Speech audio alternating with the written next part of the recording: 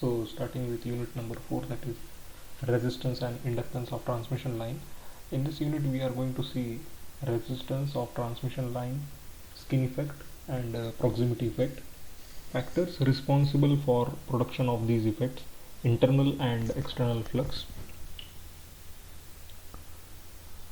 flux linkages of a single conductor, inductance of single phase two wire line, necessity of transposition, inductance of three phase line with symmetrical and unsymmetrical spacing with transposition, concept of GMR and GMD. Okay, inductance of bundled conductors, this we are going to see. So the book which I am referring here is VK Mehta. Okay, this is just for your reference, which covers all the important points in your syllabus. Okay, chapter number 9.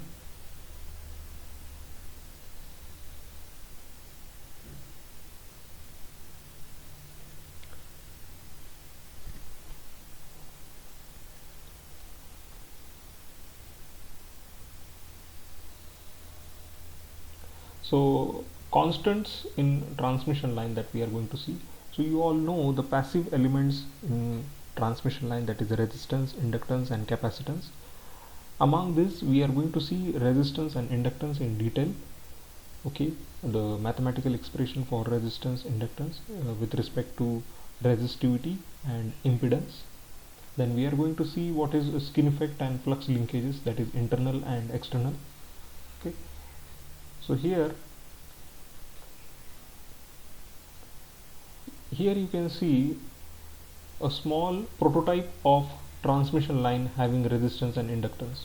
This you can consider as a short transmission line, because in short transmission line capacitance effect can be neglected. Okay, so short or medium transmission line, you can not in medium but in short transmission line you can definitely neglect the effect of capacitance.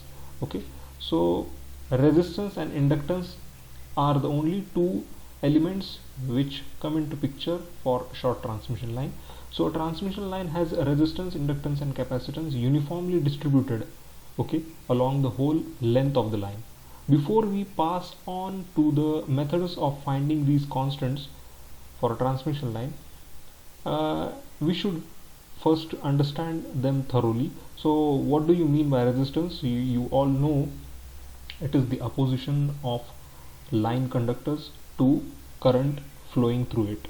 Okay, this is resistance and is distributed uniformly along the whole length of the line as it is shown in the figure 9.1.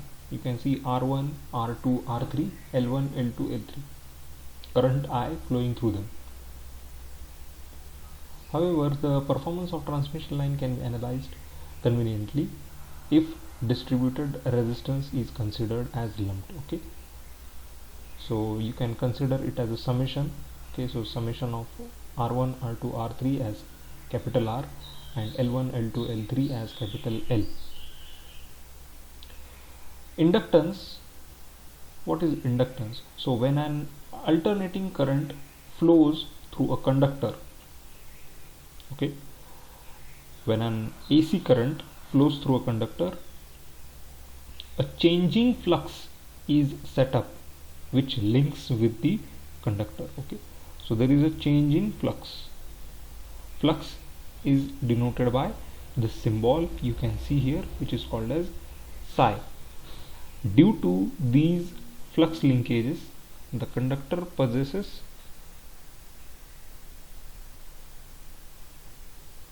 inductance. Mathematically, inductance is defined as flux linkage per ampere. Okay, so inductance is inversely proportional to current. As the current increases, inductance reduces, and as the current reduces, inductance increases. Okay, so this is inversely proportional, inductance and current. Flux linkage is given by psi, which its unit is Weber turns. Okay, so Weber turns per ampere.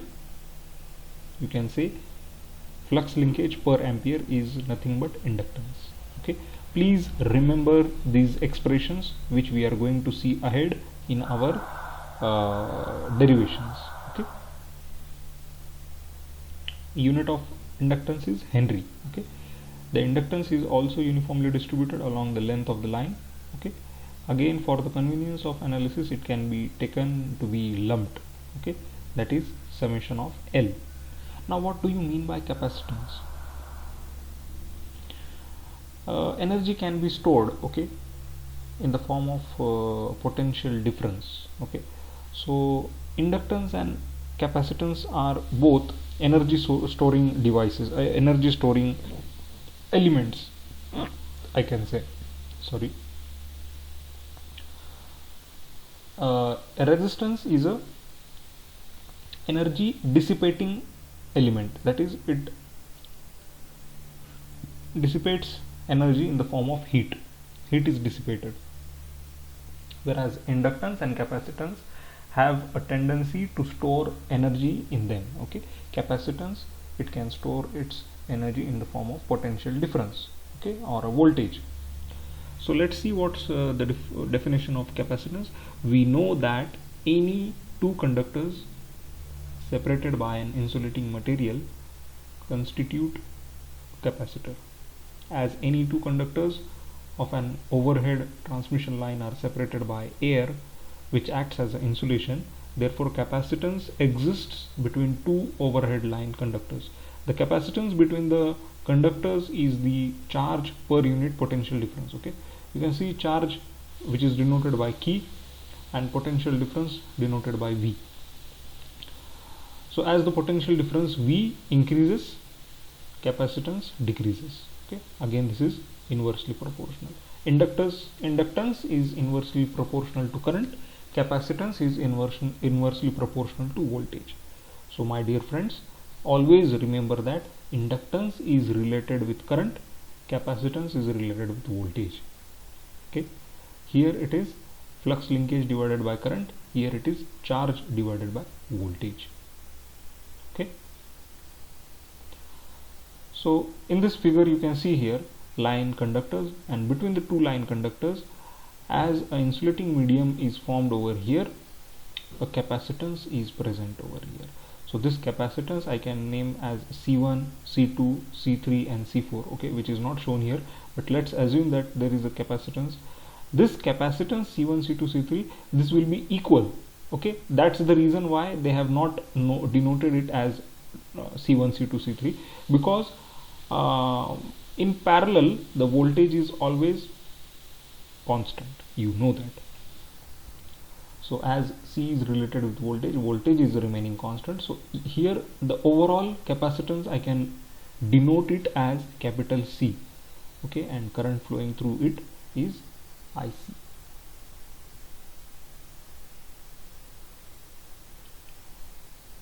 So Q, as I said, charge on the line is Coulomb. V is the potential difference between the conductors in volts. So the total unit you can say farad. Capacitance is denoted, or its unit is farad. Okay, the capacitance is uniformly distributed along the whole length of the line and may be regarded as uniform series of capacitors connected between the conductors.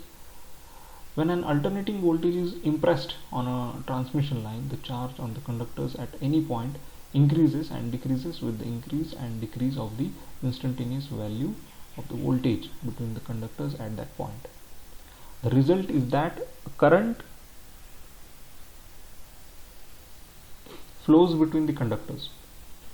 These charging current flows in the line even when it is open circuited, that is supplying no load. It affects the voltage drop along the line as well as the efficiency and power factor of the line.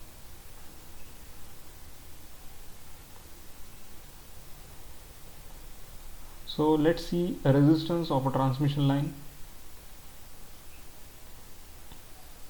Resistance of transmission line conductors is the most important cause of power loss in a transmission line. Okay, the resistance of a line conductor having resistivity rho, length L, and area of cross section A is given by rho L upon A. This expression you have already learned, R is equal to rho L upon A. Okay, and in terms of temperature coefficient, okay, alpha, if alpha 1 is the temperature coefficient at T1, okay, suppose R1 and R2 are the resistances of the conductor, okay, at temperature T1 and T2, where T2 is always greater than T1. This is the consideration. Okay, so you can say that R2, which is the resistance of conductor 2, is equal to R1 in bracket 1 plus alpha 1 T2 minus T1. Okay, so here they have given one note. In a single phase 2 wire DC line, the total resistance is equal to double the resistance of either conductor. In case of 3-phase transmission line, resistance per phase is the resistance of one conductor. Okay, let's see what is the skin effect. Okay, skin effect, okay, when the conductor is carrying DC current, there is a uniform distribution of current over the whole cross section of the conductor. So I can say here that skin effect is not observable in DC transmission line or DC current. Okay, I will repeat it. Skin effect is not seen or it is not observed in DC conductors or DC current carrying conductors. Okay, so however, what happens in alternating current is an alternating current flowing through the conductor does not distribute uniformly. Okay, so the current is non-uniform. I can say that current is non-uniform. Rather, it has tendency to concentrate near the surface of the conductor. Okay, because there is a effect of a resistance, lot of effect of resistance, changing variable resistance in AC conductors. So what happens, the current, it gets concentrated near the surface of the conductor and very less in the middle of the conductor. Okay, current flows over the surface and no current flows in the center of the conductor. So if you use a single solid conductor for your application, you can observe this skin effect. Okay, this type of conductor is in nowadays, it's never used for large current transmission or for our residential wiring. Why? Because there is a skin effect observed. Okay, and there is a lot of current loss between the at the center of the conductor. Okay, mind it, I will repeat again. When you take a solid single conductor, okay, solid single wire, conductor means a wire, single thick wire, solid wire, the current will flow at the surface and no current will flow at the center. That's why the solution for this problem is we use bundled type of conductors. There are a lot of small conductors, bundled type of conductors. So collectively they do not allow the skin effect to skin effect is not present in that situation. Okay, so the current gets a little bit uniformly distributed among the bundled conductors and there is no skin effect. Okay, we will see what's written over here. The tendency of alternating current to concentrate near the surface of a conductor is known as skin effect. Due to skin effect, the effective area of cross section of the conductor through which current flows is reduced. Okay, so the effective area where the current is flowing is reduced. Okay, so